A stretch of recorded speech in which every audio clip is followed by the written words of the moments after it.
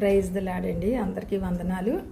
దేవుని నామంలో అందరికీ శుభాలు కలగాలని ఉదయకాలం ముందు చిన్న సాక్ష్యం చెప్పాలనిపించింది. నేను చాలా మిరాకిల్స్ దేవుని నుంచి పొందుకున్నాను. వాటిల్లో కొన్ని అంటే ఒక్కొక్కటిగా మీకు చెప్పి దేవుడు చేసే కార్యాలు అలా ఉంటాయి ఏంటని మనం చెప్పుకోవాలని, అది మీరు కూడా అనుభవించాలి అనుభూతిని నేను చెప్పడం జరుగుతుంది, కానీ వేరే ఉద్దేశం కాదు. అయితే ఇక్కడ మా బాబు విషయం చెప్పాను కదా, నేను ప్రేయర్ చేసుకుంటే మా పాప తర్వాత బాబు పుట్టాడని.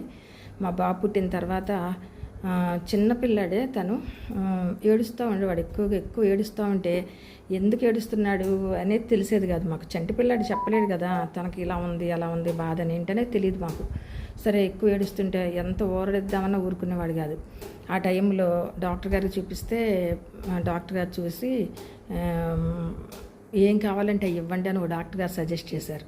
ఏం కావాలంటే ఇవ్వడానికి నెలల పిల్లలకి ఏం అడుగుతారు, వాళ్ళు ఏం అడగరు. అట్లని ఉన్న టాయ్స్ మనమే ఏదైనా సౌండ్ చేసి చూపిస్తే కొంచెం తనకు బాగుంటుందేమో అట్లాగైనా ఊరుకుంటాడని చూస్తే అట్లా కూడా ఊరుకునేవాడు కాదు. చాలా ఏడుస్తూ ఉండేవాడు, గుక్కలు పెట్టి ఇచ్చేవాడు, మామూలుగా కాదు.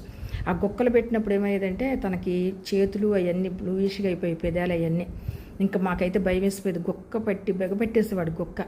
బిగపెడితే వెంటనే నీళ్లు తీసుకొచ్చి గబగబా చల్లి బాబు బాబు నాని బాబు అని ఇంకా అట్లాగా మేము ఇంకా లేపాల్సి వచ్చేదన్నమాట. అట్లా వస్తే కనుక కాసేపటికి ఆని తేరుకుని మళ్ళీ మామూలుగా అయ్యేటప్పటికి చాలా టైం పట్టేసేది.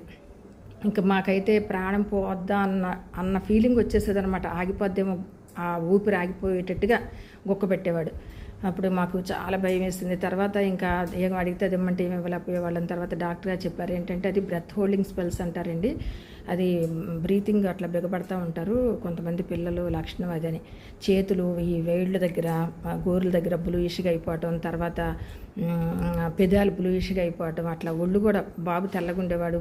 తర్వాత చూస్తే అసలు ఒళ్ళంతా కూడా చాలా బ్లూయిష్గా అట్లాగ అయిపోయేది. చాలా బాధ అనిపించేది. ఇంకప్పుడు ఆ తర్వాత ఇంకా అనుకున్నాం, మా సిస్టర్ వాళ్ళు మా మదర్ వాళ్ళందరూ కూడా మామూలుగా పూజలు చేసేవాళ్ళు. బందర్ దగ్గర గుక్కల దేవుడు అని ఉన్నాడు, అక్కడ తీసుకెళ్తే తగ్గిపోద్దని అనుకుంటే తీసుకెళ్దాం అక్క అని అంటే నేను అన్నాను, ఒకటే చెప్పాను, నాకు దేవుడు ఇచ్చారు యెహోవా తండ్రి యేసుబాబు, నేను ప్రార్థన చేసుకున్నాను. నేను మాత్రం అట్లా గుక్కల దేవుడని అక్కడికి ఆ గుళ్ళకి మాత్రం నేను తీసుకురావటం నాకు ఇష్టం లేదయ్యా అని చెప్పాను. అయితే మేము ఇప్పుడు కూడా తీసుకెళ్ళలేదండి మా బాబుని. మరి దేవుడే, నేను ప్రేయర్ చేసుకున్నప్పుడు దేవుడే మా బాబుకి తర్వాత కొంచెం ఎదిగే కొద్దీ తగ్గింది. తన వయసు పెరిగే కొద్దీ ఆటోమేటిక్గా ఆ గుక్కలు పట్టడం అది తగ్గిపోయింది. ఆ బ్రెత్ హోల్డింగ్ స్పెల్స్ కూడా ఆగిపోయినాయి. దేవాదేవుడు అండి మనకు చేసే మేళ్ళు. అసలు అడగ్గా పుట్టాడు దేవుడు, బిడ్డ ఎలా ఉంటాడని భయపడి నాకు నా దేవుడు మా బాబు విషయంలో అంత మేలు చేశాడండి.